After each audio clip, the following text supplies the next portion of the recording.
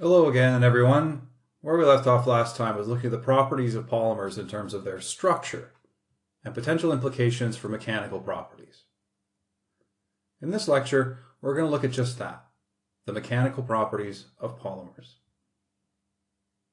While the strength of most polymers is an order of magnitude lower than metals, their plastic behavior is extremely varied. You probably observed this already. There are extremely hard but brittle plastics such as polycarbonate, and there are polymers which exhibit a varied type of behavior, such as carrier bags made of polyethylene. What you may have also observed is that natural rubber can extend on a recoverable basis to extreme amounts of deformation. On the left is a comparative plot of the stress-strain behavior of each of these on a comparatively equivalent strain rate.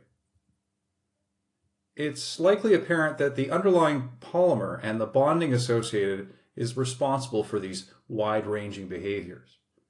What will be carried out in this lecture is a generalization of the properties of polymers and a ratification with the approaches that are already taken for metallic materials. As is the case for all material systems, processing impacts things to a large degree. This has been made fairly apparent to this point with metallic systems. As an example, ABS with a given composition of acrylonitrile, butadiene, and styrene mares can be run through an injection molding process to form Lego. Variants can also be run through filament-based 3D printers and even stereolithography processes, which can in turn provide wildly different properties to Lego. The formulation of ABS will be designed, or at least considered, for each of these processes. The combination of both formulation and processing path will decide final properties. Therefore, the characteristic mechanical behavior will be a function of these aspects. However, we're going to need to start somewhere, so let's look at elasticity first.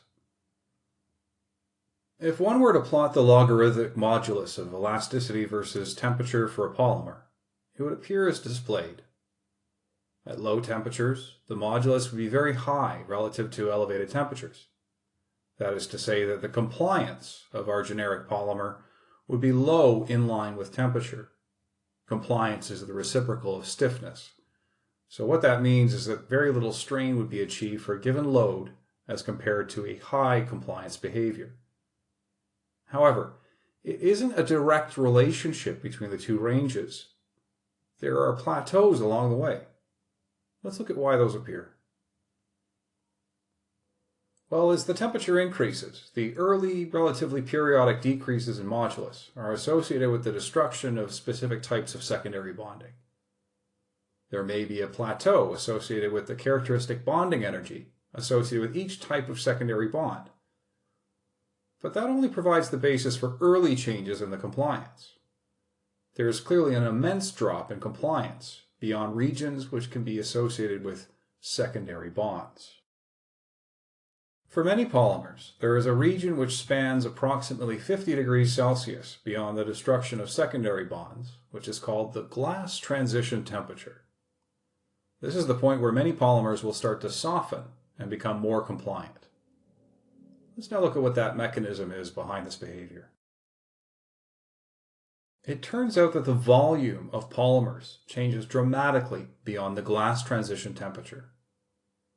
The overall volume occupied by the polymer chains changes in line with the increase in temperature, for the reasons described earlier in the course. At low temperatures, it will behave with low compliance, and at high temperature with high compliance. Generalized, at low temperatures, it will behave as a brittle, glassy material, whereas at high temperatures, a rubbery type material. Where there is a big difference is in the bulk of the polymer. That is, the free space that isn't occupied by polymer chains. The reality is that the polymer chains only occupy about 3% of the volume of the material. The free volume, that is, the volume of the material that isn't occupied by polymer chains, changes dramatically beyond the transition temperature. It may not increase on a linear basis as depicted, but it will rise significantly the further one moves away from the transition temperature. Let's now examine why. Well, as we know, the carbon-carbon bond allows a bond angle of 109 degrees, and the polymer can assume any orientation between each bond as long as it adheres to this angle. When the temperature rises above the glass transition temperature, the polymer can start to move as a crankshaft, allowing chains to move past each other with greater ease.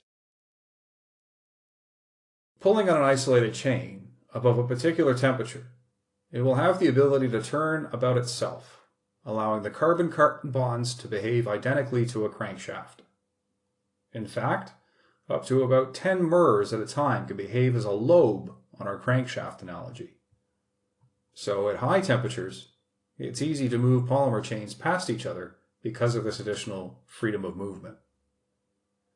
This is true for the amorphous phases of polymers. That's right. Polymers can have phases. They're either amorphous, as described up to this point with our spaghetti/yarn analogy, or crystalline. Polymers can assume crystalline arrangements on the basis of secondary bonds that can form between chains. Here I'm showing a depiction of a crystalline polyethylene.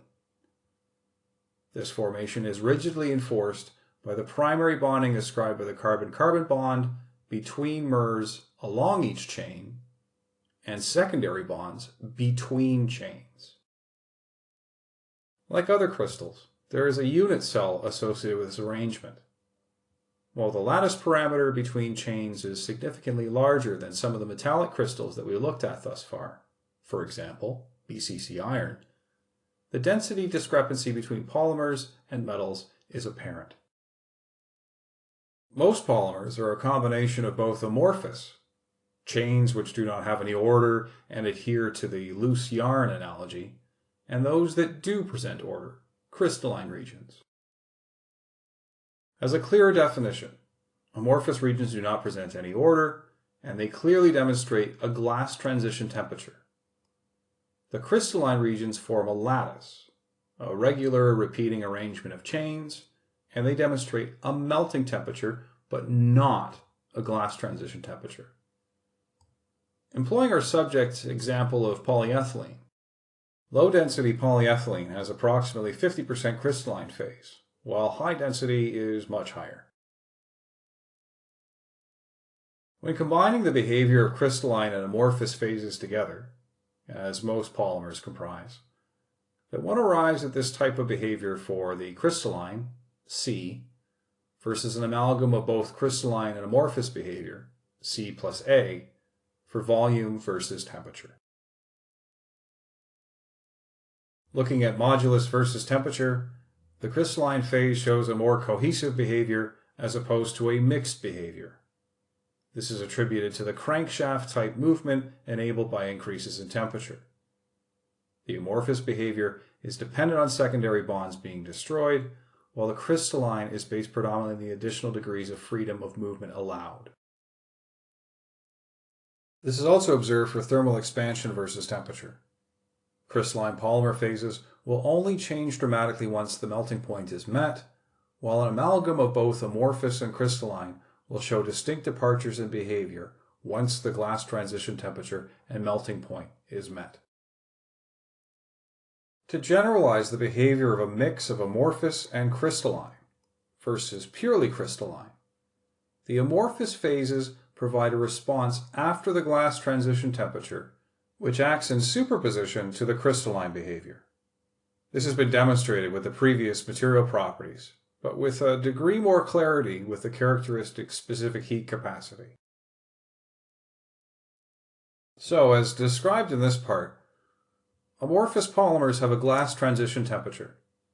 Below the glass transition temperature, they are stronger and have a higher modulus than they do above the glass transition temperature.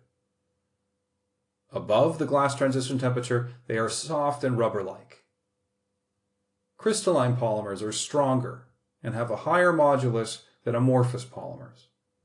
However, they are generally more brittle. Crystalline polymers do not have a glass transition temperature, but they do have a melting point. Engineering polymers are comprised of a structure which has varying degrees of crystalline and amorphous phases, and therefore the composition of the polymer, combined with the processing, will decide on the final properties of the material. Until next time.